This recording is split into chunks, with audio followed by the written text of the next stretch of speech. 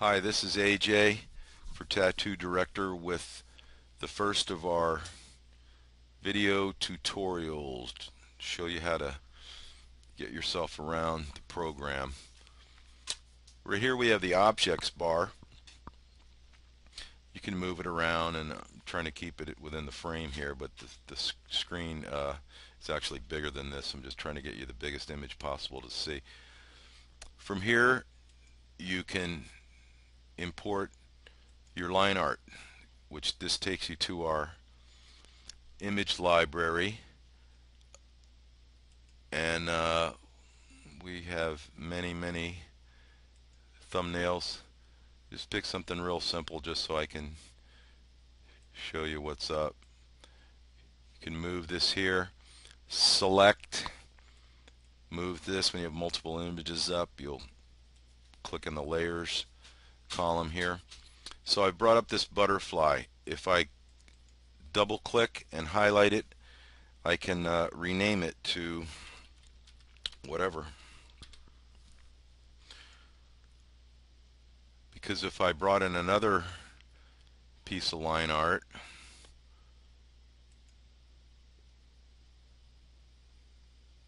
say this, then I've got two images here, and you start to get confused as to what's what.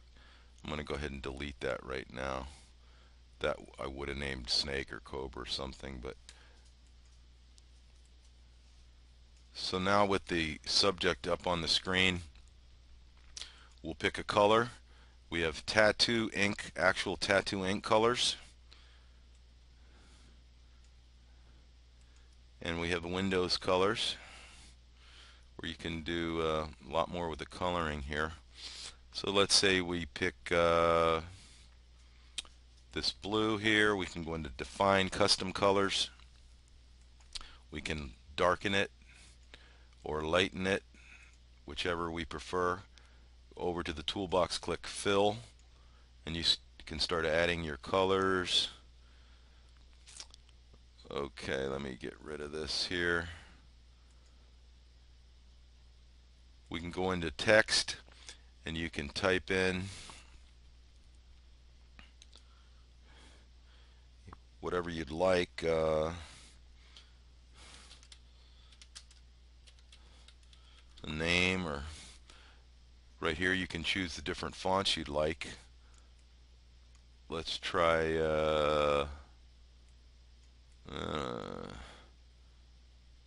Dutch Gothic.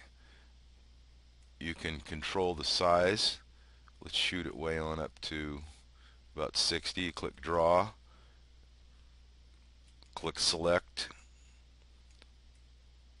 and you can move it.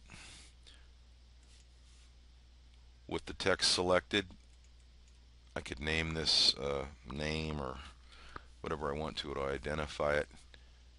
You can grab the little bottom of the selector boxes here, and you can manipulate it.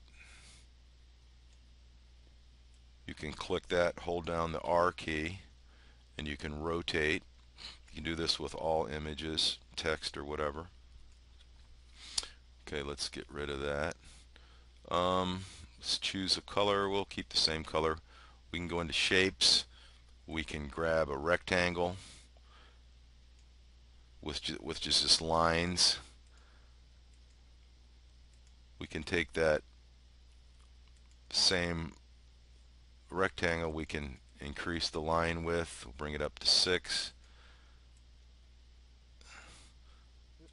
Lose that. If you click the fill with color box, let's do an ellipse. It fills that with color.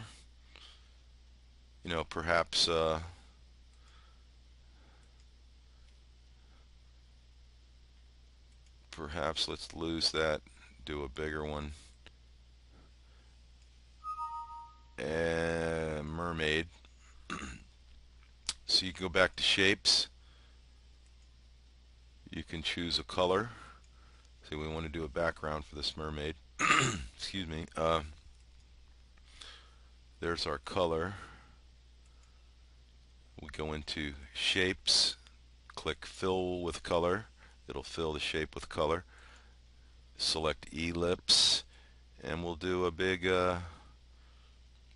circle. Back to layers, and as you see, the shape's covering the mermaid. So the shape is selected. All we have to do is click down. We can go to our mermaid, and we can resize her a little bit if you wanted her to fit well within the circle. Okay, so that's something you can do with the shapes. You can bring in a rectangle if you wish with the color filled. If you wanted to do some kind of graphic box designs, let's lose that. Go back into shapes. You can select a line width. Let's go with 5. The color's already selected. We'll use that same color. You select a line, and you can bring in some lines to do some kind of designs. You can also click View, Grid. That way you can kind of proportion things and line them up pretty good. Let's choose another line, and I could start it right here. You know, it keeps you in line, the grid. When you're through with the grid, just lose it. And we'll delete those. You can select the text. You can select the color, layers. You can import. Let me delete that. Say you were working on a fish. You could bring up a line drawing of a fish. Let me see, sea water creatures.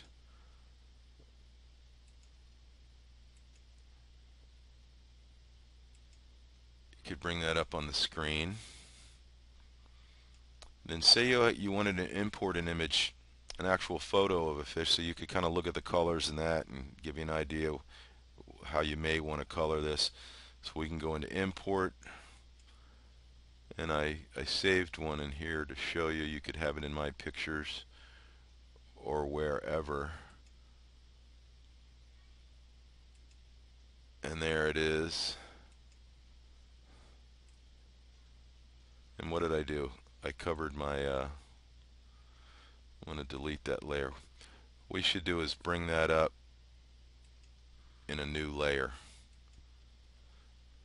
and then you can work on different things at once.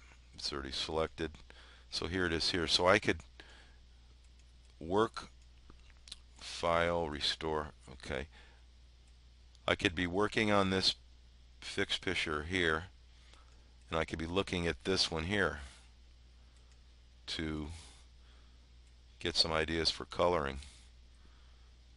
Okay, let's lose this and delete this layer. Okay, that shows you some stuff here with the objects panel, and the next one we're going to be doing a tutorial on the toolbox. See you later.